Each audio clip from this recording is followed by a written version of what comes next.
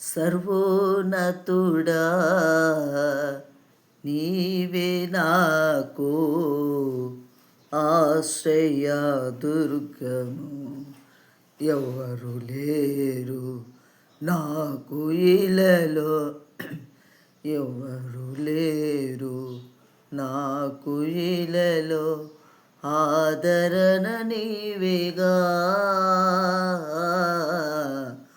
ఆనందము నీవేగా.